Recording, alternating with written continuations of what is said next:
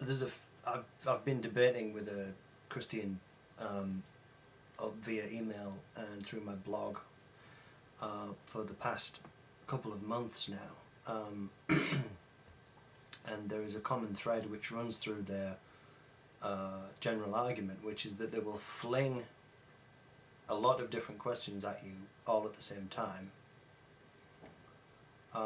which usually revolve around things that they either know are difficult answers to give,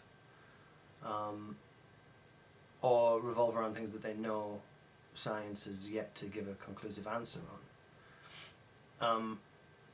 And when you are honest with them about the fact that there isn't a scientific answer for certain things yet, such as the universal constant, for example, they will say, aha, that means that everything else I say is true. No matter how much of a complete non sequitur it is to link one idea to another.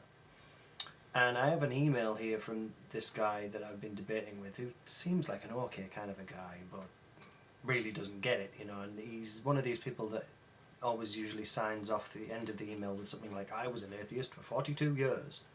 Like I'm supposed to go, oh, that means that you can go the other way. You can go from believing in evidence to not believing in evidence. Like he doesn't get it at all, you know. And we are in this particular part of the debate, we're saying, he tries to do that old thing of getting me to provide proof for for what he believes in, because he can't do it himself, because there is no reason to believe in any of even the Bible's Jesus story, let alone the existence of the man in the clouds that created the universe in 7 days, blah blah blah blah blah. And he's a full Lee Strobel, Rick Warren fan fiction, you know, come the rapture kind of full-on evangelical Christian.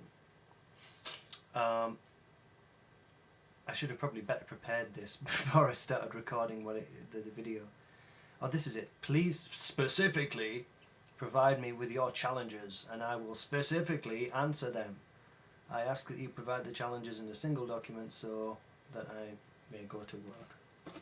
So what he wants me to do is to write down the reasons why I'm an atheist, basically, so that he can use Christian apologetics to underline how he feels without saying anything at all about the evidence that I will present to him quite easily as to why there's really very little reason to believe in some of the things that he believes in. He's all broadcast and no receive.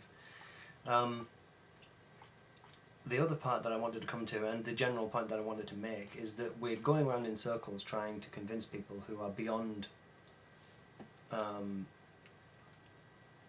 really any evidence that doesn't dress itself up in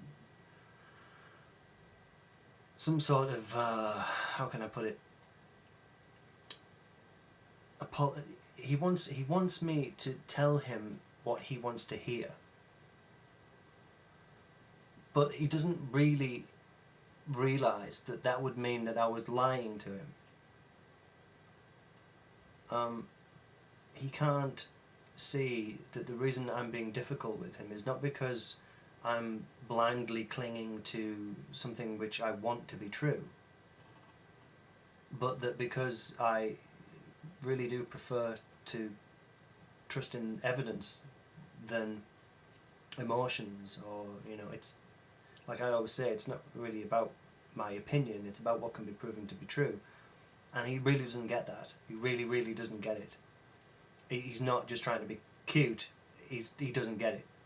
And I think he's fairly typical of a lot of evangelicals. I think it's bizarre that people who can ostensibly function as regular thinking members of society have this absolute blind spot to the revealed truth and what it tells us about the people who felt the need to enshrine into folklore the oral traditions of Bronze Age philosophy. So he mixes up religion with deism all the time. He has very little interest in coherent structure. I mean, his emails often remove entire sections of text, and then he sort of demands that I recapitulate things that I've said before, and then in his replies to that he'll say that I'm just repeating myself, because he makes it out as if he doesn't understand what it is that I've said the first time around, so I have to repeat myself. And then in that repeating, because it can never be the same phrase over again, otherwise it would be cheating, he tries to say that I'm grasping at straws and that that's a gap and that therefore Jesus did it. It's like the non sequiturs are just thick and fast. And he doesn't see any of it. It's all kind of, ah ha ha, look at those silly atheists for being absolutely confident there's no such thing as God, without providing any proof that there is. It's they don't see their own absolutely fatally flawed, illogical nonsense for what it is. They think that they've got the truth. And they fucking don't. Do you want a cup of tea?